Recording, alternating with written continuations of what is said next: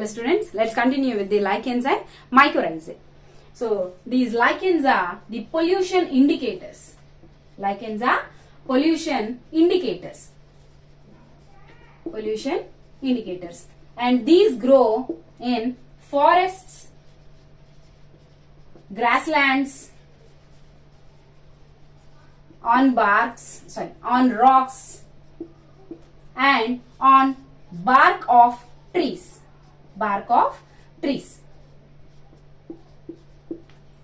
They live in a symbiotic relationship. So the symbiotic relationship members are symbiotic relationship.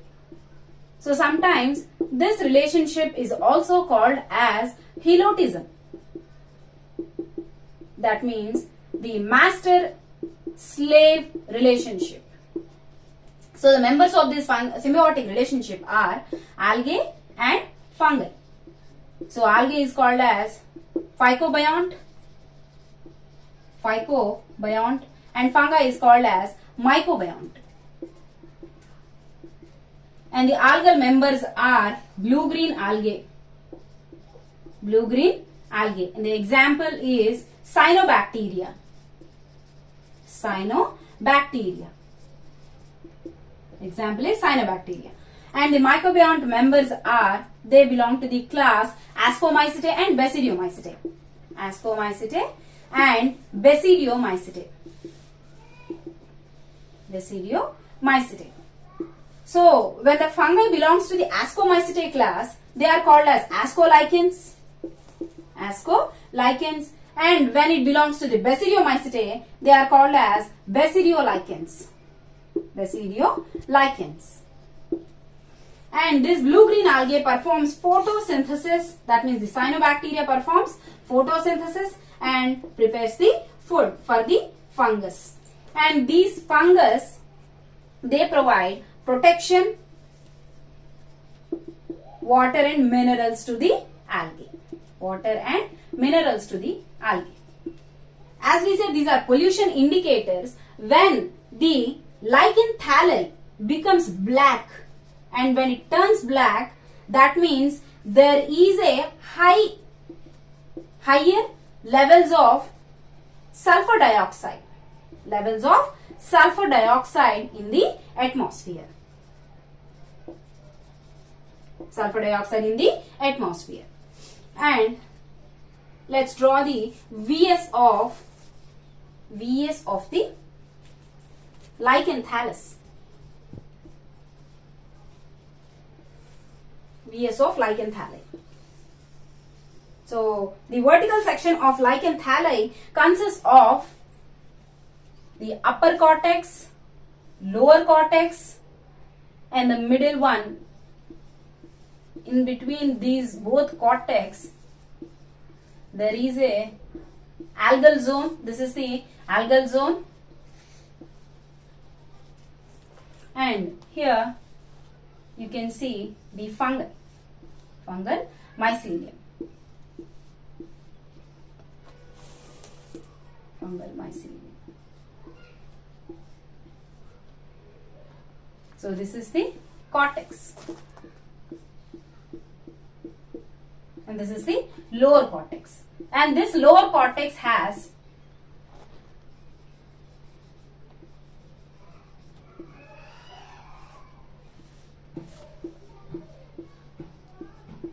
fungal rhizines. These are root-like structures. These are called as rhizines. They absorb water and minerals from the substratum. And these are the fungal hyphae. These are the fungal hyphae. These are septate and branched hyphae, as they belong to the Ascomycete or Basidiomycetes members. So this is the algal zone where the cyanobacteria live. This algal zone is just below the upper cortex. This is the upper cortex. This is the lower cortex, which has rhizines for the absorption of water and minerals. And here the fungal hyphae is present.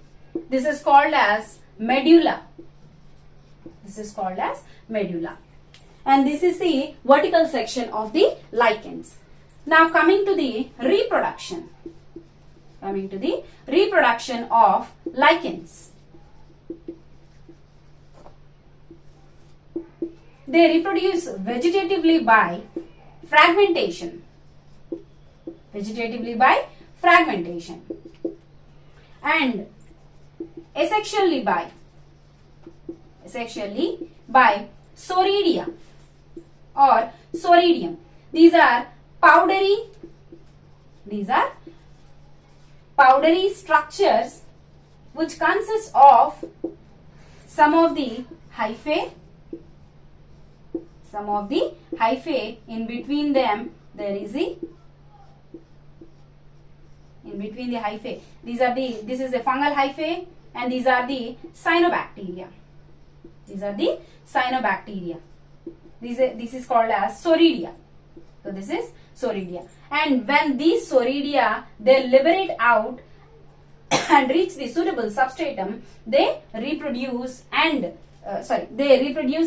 the lichen thallus. So it reproduces as lichen thallus, normal lichen thallus. And the types of lichens. So the types include crustose lichens, foliose lichens, and fruticose lichens. So crustose lichens are flat and they firmly attach to the substratum.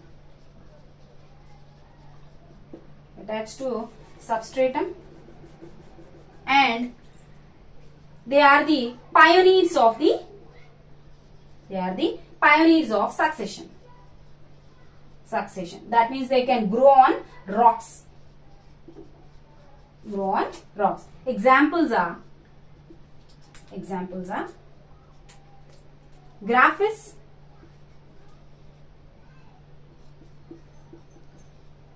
and rhizocarpon. Next, number 2. This is the one, and number 2 is foliose lichen. These are broad leaf-like,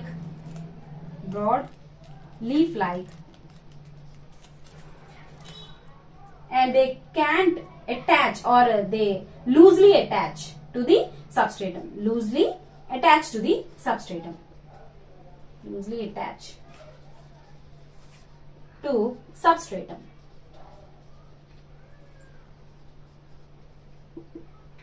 And the examples are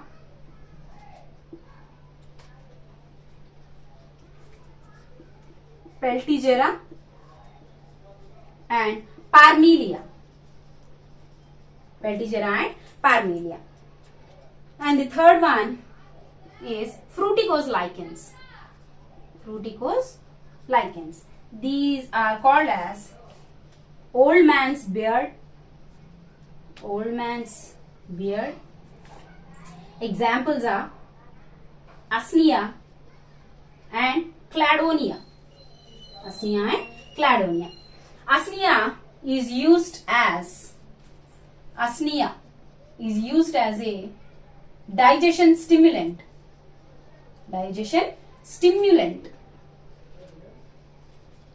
And Cladonia is called as reindeer moss.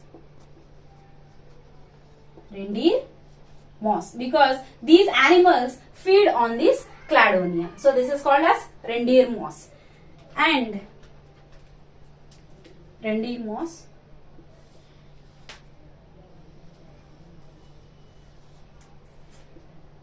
dyes like litmus and orchid dye, which is a purple color dye. These are extracted from these lichens. Species such as Rossella montagni.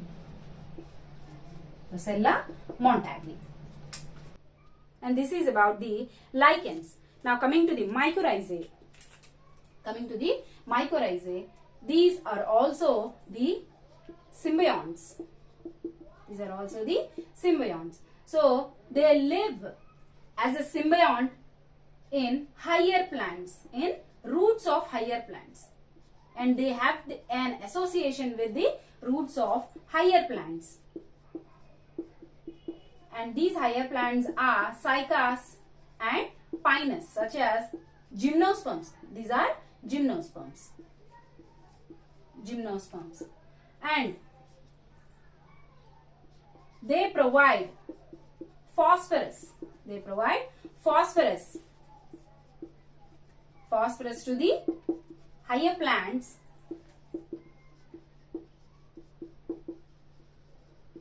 They provide phosphorus to the higher plants. In return, these plants provide shelter and food.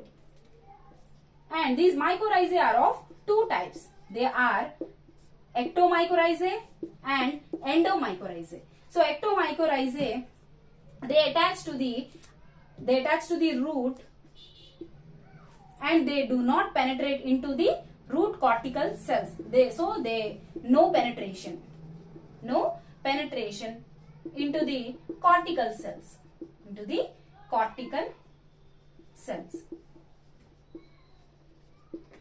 Endomycorrhizae, they penetrate into the root cortical cells.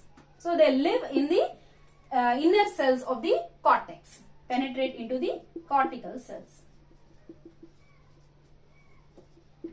And these endomycorrhizae are of two types. They form vesicles and arbesicles.